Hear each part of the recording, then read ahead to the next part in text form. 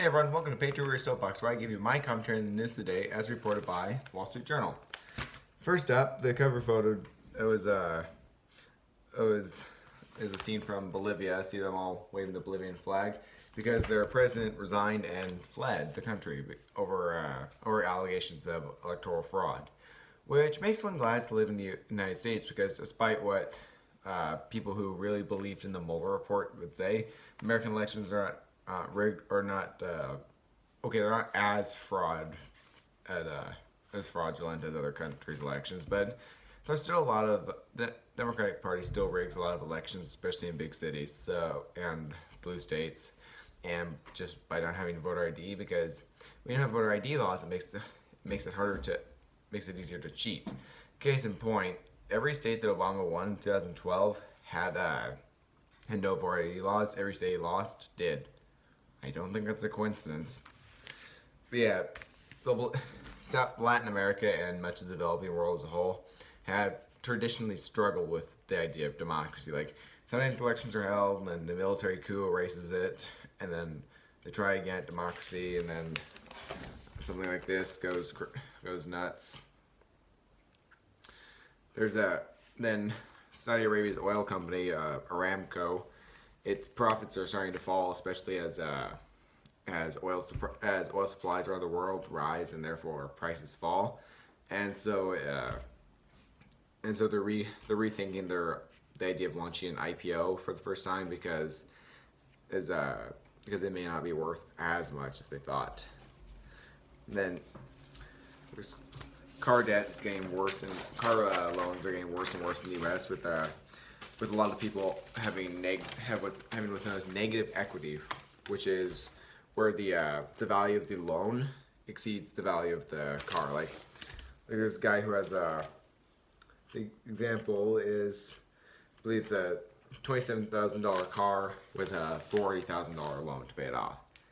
So that's an example of negative equity, and it's similar to what the car market now is similar to what the housing market was back in terms of loans, that is, in 2007 2008. And we all know what happened to the housing market in 2007 2008, right? It went down. And there looks like the GOP coalition staying with Trump against the impeachment proceedings maybe starting to crack, given that more and more GOP lawmakers in both the House and the Senate are signing on to the whole impeachment idea.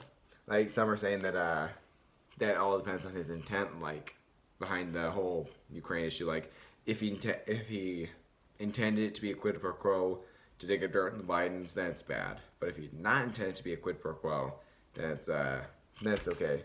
Some say that it is definitely an impeachable offense, but let's just say it was poor judgment on his part. It all depends on who you ask, it looks like. So, I mean, President Trump says that there's nothing wrong. The Ukrainian president says nothing wrong.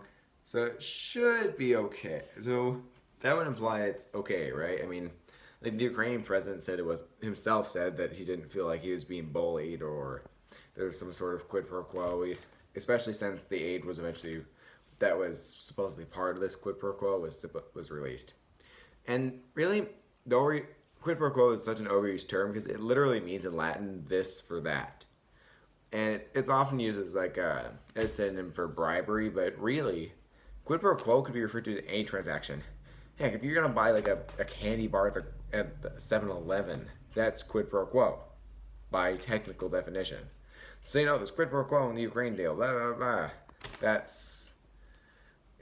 You might want to start using the term bribery instead of the quid pro quo, because that's really what they're suggesting it is, not quid pro quo. Then there's this whole list of what's known as the Republican playbook of defense against Trump. There's like the nothing wrong with the call, no quid pro quo. Quid pro quos can be okay, which, as I said, if you've ever bought anything in your life, which chances are you have, that, like, overwhelmingly, the chances are you've bought something in your life, that's quid pro quo.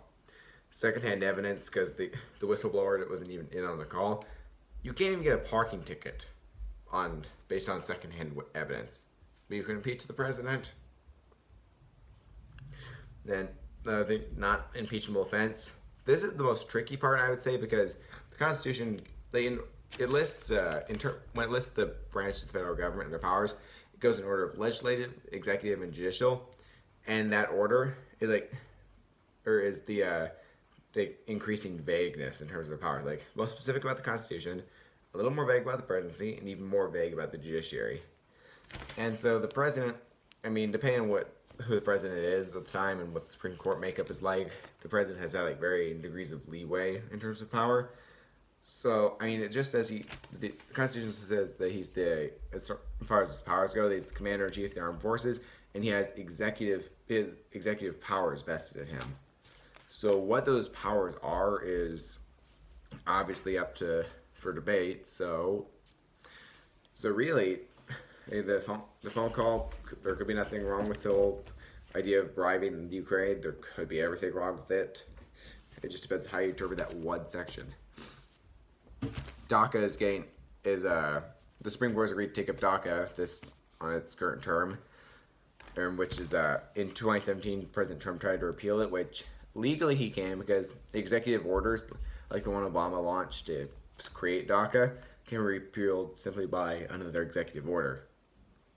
So Trump is in the right, I believe, because, like, according to the law, but because it concerns 660,000 people, that's how many dreamers there are. This is obviously a big case. So, like, if you don't understand the mechanics of DACA, it basically goes like this. Like, a lot of illegal aliens are brought to the U.S. as children. Like, they didn't have a choice in the matter. Their parents just packed up everything and left. Or they're kidnapped by drug smugglers to be used as human pawns to get more drugs into the U.S., which is a problem in and of itself.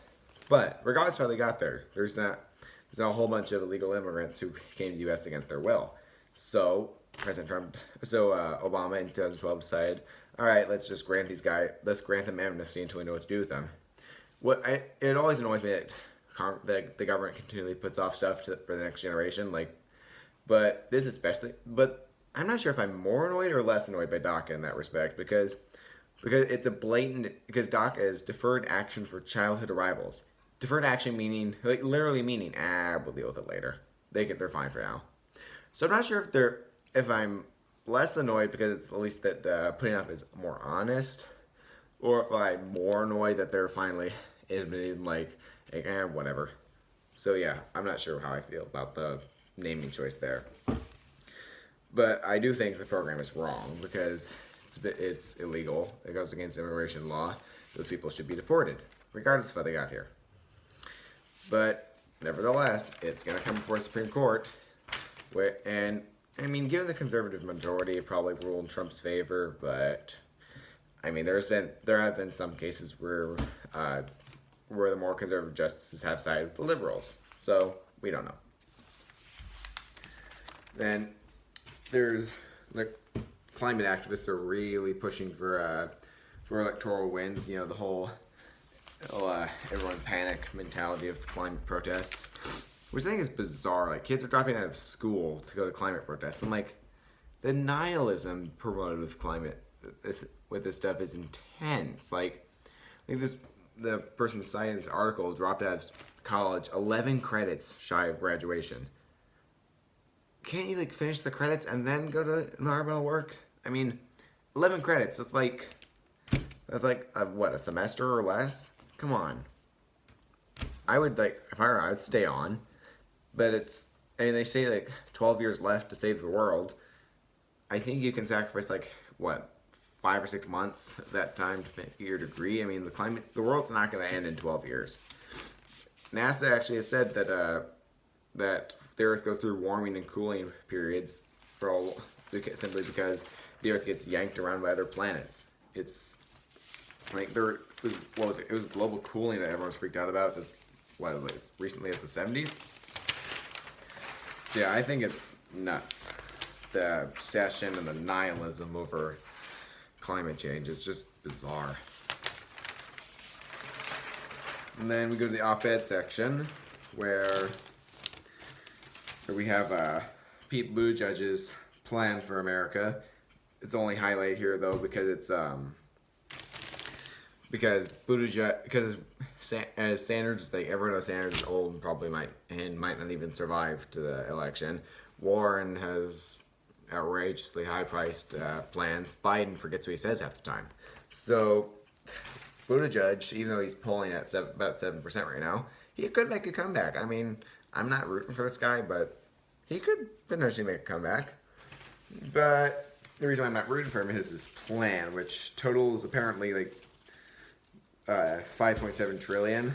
Part of that plan is $700 billion, presumably over 10 years, but he hasn't specified, for universal high quality and full day early learning, which includes giving lower income families free care from birth through age 5. What happened to parents taking care of their own kids? What happened to that? My parents did that with me, and I don't think I was put in daycare ever, and I turned out fine.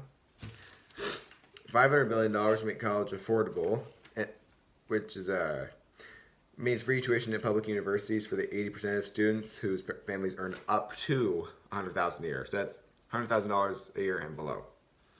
And then if they are between the $100,000 a year income mark and $150,000 a year income mark, they would get a discount, not free. Then there's $430 billion for affordable housing, $400 billion to top off the earned income tax credit, which would increase incomes by an average of $1,000 per year for 35 million American families. $200 billion to provide transition assistance for displaced workers and communities. That's like, so like if you have to move because of work, you get money. President or like potential President Buttigieg is going to give you cash. And then $80 billion for high-speed broadband to underserved communities, $50 billion for workforce training and lifelong learning, a $15 minimum wage, and to right-to-work laws. Look at that. He blatantly admits he's taking away freedom, because right-to-work laws, it means you don't have to join a union. So that's his plan, which is oh yeah, and his billions of it says don't forget about the billions of dollars like towards green energy and the $1.5 trillion a year healthcare plan for the public option, Medicare for all who want it. So he says that he's going to pay for his plan is, remember, $5.7 trillion. That's well over the current federal budget, via a capital gains tax on the top 1% and through eliminating Trump's tax cuts. So it says call it Warren light. I mean, yeah, it's not on the bright side. It's not as bad as Warren, but on the other hand, it would still be a financial disaster. All right, that's all I got for you on this episode of Patriot Soapbox. Don't forget to like and subscribe for more daily content.